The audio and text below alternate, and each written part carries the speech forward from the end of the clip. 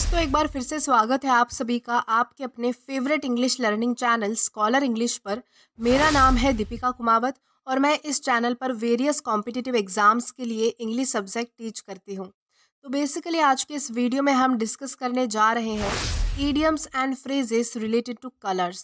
तो चलिए और ज़्यादा देर ना करते हुए बढ़ते हैं हमारे वीडियो की तरफ और जानते हैं कि आज का हमारा सबसे पहला एलिमेंट कौन सा है। तो हमारा सबसे पहला एलिमेंट है tar with the same brush. Tar with the same brush ये एक ईडियम है जिसका मतलब होता है assume that one behaves as badly as others in a particular group. यानी कि ऐसा मान लेना या फिर ऐसा जो है वो अज्यूम करना कि कोई एक व्यक्ति जो है वो उतना ही ज़्यादा बुरा व्यवहार करता है जितना कि कोई दूसरा व्यक्ति जो है वो किसी अन्य ग्रुप में करता है, तो उसे कहा जाएगा tar with the same brush. Then इसी के साथ आगे बढ़ते हैं हमारे नेक्स्ट एलिमेंट की ओर। तो इसके बाद हमारा अगला एलिमेंट है green around the gills. Green around the gills ये जो है वो दोनों ही तरीकों से यूज़ होता है। ईडियम इस तरीके से भी यूज़ होता है और फ्रेज इस तरीके से भी यूज़ होता है, जिसका मतलब होता है समवन हु लुक्स सिक और नॉसिएटेड। यानी कि ऐसा कोई व्यक्ति जो बहुत ही ज़्यादा बीमार लगता है या फिर बहुत ज़्यादा कमज़ोर लगता है या फिर दिखता है, उसे कहा जाएगा green around the gills. Then इसी के साथ आगे जाएंगे हमारे नेक्स्ट एलिमेंट की ओर। तो इसके बाद है ग्रीन हॉर्न। ग्रीन हॉर्न ये एक ईडियम है जिसका मतलब होता है अ न्यू और इनएक्सपीरियंस पर्सन। यानी कि ऐसा व्यक्ति जो किसी भी काम में जो है वो इनएक्सपीरियंस है, यानी कि उसे किसी चीज़ का एक्सपीरियंस नहीं है, प्लस वो न्यू है यानी कि नया है, नौसिखिया है। ऐसे व्यक्ति को जो है वो ग्रीन हॉर्न कहा जाएगा। देन इसी के साथ हम आगे जाएंगे हमारे नेक्स्ट एलिमेंट की ओर। तो इसके बाद हमारा अगला एलिमेंट है रेड फ्लैग। रेड फ्लैग ये भी एक ईडियम है जिसका मतलब होता है a sign of a particular issue requiring attention. यानी कि कोई ऐसा संकेत मिलना कि कोई पर्टिकुलर अटेंशन से रिक्वायर जो है वो कोई इशू है या फिर किसी चीज़ में कोई खामियां होना या फिर कोई कमी होना, उसे कहा जाएगा रेड फ्लैग। देन इसी के साथ हम आगे जाएंगे हमारे नेक्स्ट एलिमेंट की ओर और जानते हैं कि इसके बाद हमारा अगला एलिमेंट कौन सा है। तो इसके बाद हमारा अगला एलिमेंट है in the pink. In the pink ये जो है वो दोनों ही तरीकों से यूज़ होता है, यानी कि ईडियम और फ्रेज इन दोनों ही तरीकों से यूज़ किया जा सकता है, जिसका मतलब होता है in good health and spirits. यानी कि बहुत ही अच्छे स्वास्थ्य में होना, बहुत ही अच्छी हेल्थ में होना या फिर बहुत ही अच्छे जोश में या फिर जुनून में होना, उसे कहा जाएगा इन द पिंक। देन इसके बाद है between the devil and the deep blue sea. तो दोस्तों ये एक फ्रेज है जिसका मतलब होता है बिटवीन टू इक्वली डिफिकल्ट और अनएक्सेप्टेबल चॉइसेस। यानी कि ऐसी अवस्था में, ऐसी सिचुएशन में होना जहाँ पे आपके पास जो है वो दो विकल्प होते हैं, दो चॉइस होती है, दो ऑप्शन होते हैं, लेकिन दोनों ही बहुत ज़्यादा डिफिकल्ट है आपको चूज़ करने के लिए और इक्वली अनएक्सेप्टेबल है। यानी कि दोनों ही स्वीकार करने योग्य भी नहीं है, आप स्वीकार भी उनको नहीं कर सकते। जब आप ऐसे सिचुएशन में फंस जाते हो, यानी कि आगे कुआ पीछे खाई, ऐसी कोई सिचुएशन, उसे कहा जाएगा between the devil and the deep blue sea. Then इसी के साथ हम आगे जाएंगे हमारे नेक्स्ट एलिमेंट की ओर और जानते हैं कि इसके बाद हमारा अगला एलिमेंट कौन सा होता है। तो इसके बाद हमारा अगला एलिमेंट है रेड जोन। रेड जोन ये एक ईडियम है जिसका मतलब होता है any geographical area that is thought to be dangerous और थ्रेटनिंग। यानी कि ऐसी कोई जगह, ऐसी कोई पर्टिकुलर प्लेस जो बहुत ही ज़्यादा खतरनाक है, डेंजरस है, जहाँ पर जाने के लिए ज़्यादातर मना किया जाता है और जो बहुत ही ज़्यादा भयानक है यानी कि थ्रेटनिंग है, ऐसी जगह को जो है वो रेड जोन कहा जाएगा या फिर इसे जो है वो एक और तरीके से कहा जाता है जो कि है रेड जोन एरिया। तो इस कॉन्टेक्स्ट में हम जो है वो रेड जोन इसका यूज़ कर सकते हैं। देन इसके बाद हमारा अगला एलिमेंट है रेड बुक। रेड बुक ये जो है वो एक टर्म है, ये ना ही फ्रेज है ना ही ईडियम है, ये एक टर्म है जिसका मतलब होता है एनी डॉक्यूमेंट और publication which is bound in a red and serve as an official collection of rules, regulations, laws और लीगल प्रिंसिपल्स। यानी कि ऐसा कोई डॉक्यूमेंट या फिर ऐसा कोई पब्लिकेशन, सिंपल भाषा में समझने के लिए आप ऐसा समझ लीजिए कि कोई बुक, यानी कि कोई कॉन्टेक्स्ट, कोई डॉक्यूमेंट या फिर कोई पब्लिकेशन जिसमें जो है वो बहुत सारे ऑफिशियल कलेक्शन में जो है वो रूल्स बताए गए हो, रेगुलेशंस बताए गए हो, लॉज यानी कि कानून बताए गए हो, और लीगल प्रिंसिपल्स यानी कि कानूनी जो नियम है, रीति रिवाज है कानूनी, तो उसे कहा जाएगा रेड बुक। इन सब चीज़ों का जिस बुक में, जिस डॉक्यूमेंट में, जिस पब्लिकेशन में समावेश होता है, उस बुक को कहा जाएगा रेड बुक। देन इसी के साथ हम आगे जाएंगे हमारे नेक्स्ट एलिमेंट की ओर और जानेंगे कि इसके बाद हमारा अगला एलिमेंट कौन सा है। तो इसके बाद हमारा अगला एलिमेंट है blue eyed boy. Blue eyed boy ये एक ईडियम है जिसका मतलब होता है a person who is treated with a special favour. यानी कि ऐसा कोई व्यक्ति जिसे बहुत ही ज़्यादा स्पेशल फील करवाया जाता है, जिसे स्पेशली ट्रीट किया जाता है। यानी कि बाकियों से ज़्यादा उस व्यक्ति पर ध्यान दिया जाता है, उसे स्पेशल ट्रीटमेंट प्रोवाइड की जाती है, उसे कहा जाएगा, ऐसे व्यक्ति को कहा जाएगा ब्लू आइड बॉय। देन इसी के साथ आगे बढ़ते हैं हमारे नेक्स्ट एलिमेंट की ओर। तो इसके बाद हमारा अगला एलिमेंट है ब्राउनी पॉइंट्स। ब्राउनी पॉइंट्स ये एक फ्रेज है जिसका मतलब होता है प्रेज और appreciation usually for service someone has done. यानी कि किसी के किए गए काम के लिए उसकी प्रशंसा करना, तारीफ करना, उसे प्रेज करना, अप्रिशिएट करना, उसे कहा जाएगा ब्राउनी पॉइंट्स। देन इसी के साथ आगे बढ़ते हैं हमारे नेक्स्ट एलिमेंट की ओर। तो इसके बाद हमारा अगला एलिमेंट है ग्रीन थंब। ग्रीन थंब ये एक ईडियम है जिसका मतलब होता है गुड रिजल्ट्स। यानी कि किसी चीज़ का अच्छा परिणाम आना, अच्छा रिजल्ट निकल कर आना, उसे कहा जाएगा ग्रीन थंब। देन इसके बाद है फील ब्लू। फील ब्लू ये भी एक ईडियम है जिसका मतलब होता है टू फील सैड और डिप्रेस। यानी कि बहुत ज़्यादा दुखी या फिर निराशपूर्ण महसूस करना, बहुत ज़्यादा डिप्रेशन में जाना, डिप्रेसिंग महसूस करना, सैड महसूस करना, उसे कहा जाएगा फील ब्लू। देन इसी के साथ आगे चलते हैं। तो हमारा अगला एलिमेंट है वाइट पेपर। वाइट पेपर ये भी एक ईडियम है जिसका मतलब होता है ऑफिशियल रिपोर्ट और गाइड। यानी कि किसी भी चीज़ की ऑफिशियल रिपोर्ट, फर्स्ट पेपर, उसे कहा जाएगा वाइट पेपर। देन इसी के साथ आगे जाएंगे। तो इसके बाद हमारा अगला एलिमेंट है रेड टेप। रेड टेप ये एक ईडियम है जिसका मतलब होता है ओवर एक्सेसिव और time consuming rules and bureaucracy to hinder progress. यानी कि ऐसा कोई ओवर, यानी कि ऐसा कोई टाइम कंज्यूमिंग रूल जिसके वजह से जो है वो प्रोग्रेस में बाधा आती है, प्रोग्रेस हिंडर हो जाती है, यानी कि उसमें बाधा आती है, उसमें जो है वो परेशानी होती है कोई भी विकास होने में, प्रगति होने में या फिर प्रोग्रेस होने में। ऐसे रूल्स एंड रेगुलेशन को क्या क्या कहा जाएगा? Red tape. देन इसी के साथ हम आगे जाएंगे हमारे नेक्स्ट एलिमेंट की ओर और जानते हैं कि इसके बाद हमारा अगला एलिमेंट कौन सा है। तो इसके बाद हमारा अगला एलिमेंट है in the red. In the red ये एक ईडियम है जिसका मतलब होता है more money going out than coming in. यानी कि जितना पैसा आपके पास आता नहीं है उससे ज़्यादा चला जाता है। यानी कि सिंपल भाषा में समझाऊँ तो जितना पैसा आप पा नहीं पाते, जितना पैसा आप कमा नहीं पाते, उससे ज़्यादा पैसा आप जो है वो खर्च कर देते हो, उसे कहा जाएगा इन द रेड। यानी कि एक तरह से आर्थिक तंगी में होना, उसे कहा जाएगा इन द रेड। देन इसी के साथ हम आगे जाएंगे। तो इसके बाद हमारा अगला एलिमेंट है वाइट एलिफेंट।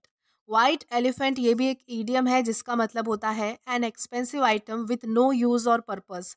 यानी कि ऐसी कोई महंगी चीज़ जो बहुत ही ज़्यादा जो है वो एक्सपेंसिव है, यानी कि महंगी है, लेकिन उसका कोई यूज़ नहीं है, कोई पर्पस नहीं है, यानी कि वो किसी काम की नहीं है, प्लस बहुत ही ज़्यादा महंगी है, एक्सपेंसिव है, उसे कहा जाएगा वाइट एलिफेंट। देन इसी के साथ हम आगे जाएंगे हमारे नेक्स्ट एलिमेंट की ओर। तो इसके बाद हमारा अगला एलिमेंट है ब्लैक मूड। ब्लैक मूड ये एक ईडियम है जिसका मतलब होता है टू बी एंग्री, इरिटेबल और इन अ टेम्पर। यानी कि बहुत ही ज़्यादा गुस्से में होना या फिर बहुत ही ज़्यादा जो है वो चिढ़ जाना या फिर परेशानी में होना। ऐसा जब मूड होता है आपका, उसे कहा जाएगा ब्लैक मूड। देन इसी के साथ आगे जाएंगे। तो इसके बाद है रेड हैंडेड। रेड हैंडेड ये भी एक ईडियम है जिसका मतलब होता है डूइंग और about to do something illegal और रॉन्ग। यानी कि कोई गलत काम करना, इल्लीगल काम करना, कानून के खिलाफ कोई काम करना या फिर करने के लिए तत्पर होना या फिर करने ही वाला होना, उसे कहा जाएगा रेड हैंडेड। देन इसी के साथ हम आगे जाएंगे हमारे नेक्स्ट एलिमेंट की ओर और जानेंगे कि इसके बाद हमारा अगला एलिमेंट कौन सा है। तो इसके बाद हमारा अगला एलिमेंट है ब्राउन स्टडी। ब्राउन स्टडी एक ईडियम है जिसका मतलब होता है मूड अकम्पेन बाय डीप थॉट। यानी कि जब आपका मूड ऐसा होता है कि आप जो है वो बहुत ही ज़्यादा किसी गहरी सोच में होते हो, किसी चीज़ के बारे में बहुत ही ज़्यादा डीप थॉट में होते हो, किसी चीज़ के बारे में बहुत गहराई से सोचते हो, ऐसे मूड को रिप्रेजेंट करने के लिए जो है वो ब्राउन स्टडी इस ईडियम का यूज़ किया जाता है। देन इसके बाद हमारा अगला एलिमेंट है वाइट लाई। वाइट लाई ये एक ईडियम है जिसका मतलब होता है अ हार्मलेस लाई। यानी कि ऐसा कोई झूठ जिससे किसी को कोई नुकसान नहीं पहुंच सकता। ऐसे झूठ को क्या कहा जाएगा? वाइट लाई कहा जाएगा। देन इसी के साथ आगे बढ़ेंगे। तो इसके बाद हमारा अगला एलिमेंट है green with envy. Green with envy ये एक फ्रेज है जिसका मतलब होता है extremely jealous of another person. यानी कि किसी अन्य व्यक्ति से जो है वो बहुत ही ज़्यादा जेलसी होना, बहुत ही ज़्यादा जलना उससे, उसे कहा जाएगा ग्रीन विथ एनवी। देन इसी के साथ आगे बढ़ेंगे हमारे नेक्स्ट एलिमेंट की ओर और जानते हैं कि इसके बाद हमारा अगला एलिमेंट कौन सा होता है। तो इसके बाद हमारा अगला एलिमेंट है ब्लैक फ्राइडे। ब्लैक फ्राइडे ये एक ईडियम है जिसका मतलब होता है a day of financial disaster, यानी कि ऐसा दिन जिस दिन में जो है वो बहुत ही ज़्यादा आर्थिक यानी कि पैसों से संबंधित नुकसान हुआ हो, ऐसे दिन को रिप्रेजेंट करने के लिए जो है वो ब्लैक फ्राइडे इस ईडियम का यूज़ किया जाता है। देन इसके बाद है ब्लैक डे। ब्लैक डे ये भी एक ईडियम है जिसका मतलब होता है it is a day on which something terrible has happen, यानी कि ऐसा दिन जिस दिन जो है वो बहुत ही कुछ भयानक घटना घटी हो, जो होनी तो नहीं चाहिए थी लेकिन हो चुकी हो, जो बहुत ही ज़्यादा दर्दनाक हो सकती है, बहुत ही ज़्यादा खतरनाक, खौफनाक, या फिर जो चीज़ होनी नहीं चाहिए थी ऐसी चीज़ हो गई, उस दिन को रिप्रेजेंट करने के लिए, यानी कि जिस दिन ऐसी घटना घटती है उस दिन को रिप्रेजेंट करने के लिए जो है वो ब्लैक डे इस ईडियम का यूज़ किया जाता है। देन इसके बाद हमारा अगला एलिमेंट है रेड हियरिंग। रेड हियरिंग ये एक ईडियम है जिसका मतलब होता है something irrelevant that distracts you from something important, यानी कि ऐसी कोई बेतुकी चीज़, ऐसी कोई अनइम्पॉर्टेंट चीज़ जो आपको इम्पॉर्टेंट चीज़ से भटकाती है, यानी कि इम्पॉर्टेंट बातों से, इम्पॉर्टेंट चीज़ों से आपका ध्यान जो है वो किसी फालतू चीज़ों पर जब जाता है तो उसे कहा जाएगा रेड हियरिंग, यानी कि जब आप डिस्ट्रैक्ट हो जाते हो तो उसे कहा जाएगा रेड हियरिंग। देन इसी के साथ हम आगे जाएंगे हमारे नेक्स्ट एलिमेंट की ओर और जानते हैं कि इसके बाद हमारा अगला एलिमेंट कौन सा है। तो इसके बाद हमारा अगला एलिमेंट है pot calling the kettle black.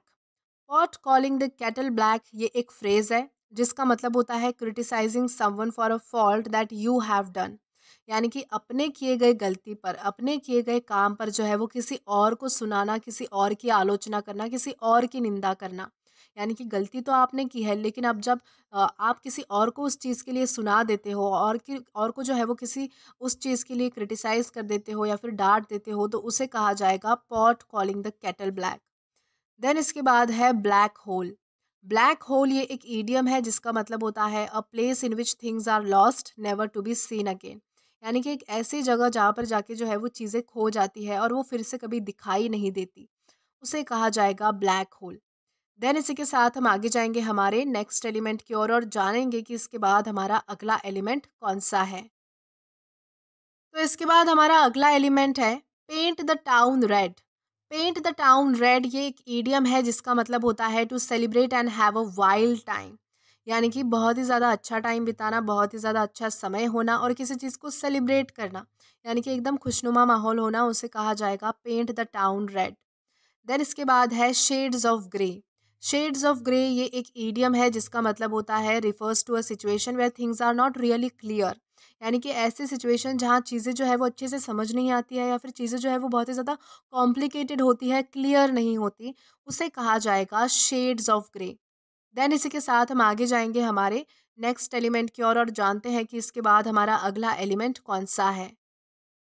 तो इसके बाद है grass is always greener on the other side. ये एक फ्रेज है जिसका मतलब होता है to think that others part is better than mine, यानी कि ये सोचना कि मेरे पास जो है उससे ज़्यादा कई गुना अच्छा जो है वो किसी दूसरे इंसान के पास है, यानी कि खुद से ज़्यादा अच्छा जो है वो किसी और के पास है। उनकी चीज़ें जो है वो बहुत ज़्यादा अच्छी है और मेरी पास जो चीज़ें हैं वो बहुत ही ज़्यादा बेकार है, यानी कि उनका अच्छा है, ऐसा सोचना उसे कहा जाएगा grass is always greener on the other side. Then इसके बाद है black and blue. Black and blue ये एक ईडियम है जिसका मतलब होता है हर्ट इधर बॉडीली, इमोशनली और साइकोलॉजिकली, यानी कि किसी को जो है वो फिजिकली, इमोशनली या फिर किसी को मेंटली जो है वो हर्ट करना, उनको दुख पहुंचाना, उसे कहा जाएगा ब्लैक एंड ब्लू। देन इसी के साथ आगे बढ़ते हैं नेक्स्ट एलिमेंट की ओर। तो इसके बाद हमारा अगला एलिमेंट है ब्लैकआउट। ब्लैकआउट ये एक ईडियम है जिसका मतलब होता है be unconscious so as to not have any memory of a particular moment, यानी कि एक पर्टिकुलर मोमेंट के लिए जो है वो अनकॉन्शियस हो जाना, मानो बेहोश हो जाना, या फिर यानी कि बेहोश हो जाना, तो उस टाइम पे जो है वो आपको उस पर्टिकुलर मोमेंट की जो है वो कुछ भी मेमोरी, यानी कि उस टाइम क्या हुआ था आपके साथ आपको कुछ याद नहीं रहता है, ऐसे सिचुएशन को जो है वो ब्लैकआउट कहा जाएगा। देन इसी के साथ हम आगे जाएंगे हमारे नेक्स्ट एलिमेंट की ओर और जानेंगे कि इसके बाद हमारा अगला एलिमेंट कौन सा है। तो इसके बाद हमारा अगला एलिमेंट है red letter day. Red letter day ये एक ईडियम है जिसका मतलब होता है अ डे ऑफ सिग्निफिकेंस, यानी कि ऐसा कोई दिन जिस दिन पे कुछ खास हुआ था और वो अब यादगार है, यानी कि उस दिन को जो है वो हमेशा के लिए याद किया जाता है, यानी कि उसका कोई इम्पोर्टेंस है, उसका कोई सिग्निफिकेंस है, उसे कहा जाएगा रेड लेटर डे। देन इसी के साथ आगे बढ़ते हैं हमारे नेक्स्ट एलिमेंट की ओर। तो इसके बाद हमारा अगला एलिमेंट है बेबी ब्लूज। बेबी ब्लूज ये एक ईडियम है जिसका मतलब होता है the depression that is cause to new mothers after child birth, यानी कि ऐसा डिप्रेशन, ऐसी परेशानी जो किसी न्यू मदर्स को, यानी कि उनके आफ्टर चाइल्ड बर्थ उनको जो है वो कोई परेशानी होती है, कोई डिप्रेशन होता है, उसे कहा जाएगा बेबी ब्लूज। देन इसी के साथ हम आगे जाएंगे हमारे नेक्स्ट एलिमेंट की ओर और जानते हैं कि इसके बाद हमारा अगला एलिमेंट कौन सा है। तो इसके बाद हमारा अगला एलिमेंट है टिकल पिंक। टिकल पिंक ये एक ईडियम है जिसका मतलब होता है एक्साइटेड एंड हैप्पी, यानी कि बहुत ज़्यादा जो है वो एक्साइटेड होना और बहुत ज़्यादा हैप्पी होना, यानी कि खुश होना, उसे कहा जाएगा टिकल पिंक। देन इसके बाद है a picture is worth 1,000 words. तो दोस्तों ये एक फ्रेज़ है जिसका मतलब होता है a picture conveys information more effectively than words, यानी कि ऐसी कोई तस्वीर, यानी कि जब तस्वीर जो है वो किसी व्यक्ति के बोलने से ज़्यादा चीज़ें बयां कर देती है, ज़्यादा इन्फॉर्मेशन, ज़्यादा बातें बयां कर देती है, उसे कहा जाएगा a picture is worth 1,000 words. Then next है show true colours. Show true colours ये एक फ्रेज है जिसका मतलब होता है to reveal what one is really like, यानी कि अपनी सच्चाई सामने लाना, अपनी असलियत दिखा देना, अपने रंग सामने ले आना, उसे कहा जाएगा शो ट्रू कलर्स। देन इसी के साथ हम आगे जाएंगे हमारे नेक्स्ट एलिमेंट की ओर और जानेंगे कि इसके बाद हमारा अगला एलिमेंट कौन सा है। तो इसके बाद हमारा अगला एलिमेंट है ब्लू ब्लड। ब्लू ब्लड ये एक ईडियम है जिसका मतलब होता है a member of an upper class family, यानी कि किसी अमीर अमीर घराने का व्यक्ति या फिर अपर क्लास फैमिली का मेंबर, यानी कि व्यक्ति, उसे कहा जाएगा ब्लू ब्लड। देन इसके बाद है a bolt from the blue. A bolt from the blue ये एक फ्रेज है जिसका मतलब होता है a sudden and unexpected event और piece of news typically annoying, यानी कि एकदम जब अचानक कोई न्यूज़ आती है या फिर कोई इवेंट, यानी कि कोई घटना ऐसी हो जाती है जो अनएक्सपेक्टेड होती है, यानी कि आपने जिसके बारे में सोचा ही नहीं होता है, लेकिन वो बहुत ही ज़्यादा अनोइंग होती है, परेशान करने वाली होती है, ऐसी न्यूज़ को या फिर ऐसी घटना को जो है वो a bolt from the blue कहा जाएगा। देन इसी के साथ हम आगे जाएंगे हमारे नेक्स्ट एलिमेंट की ओर।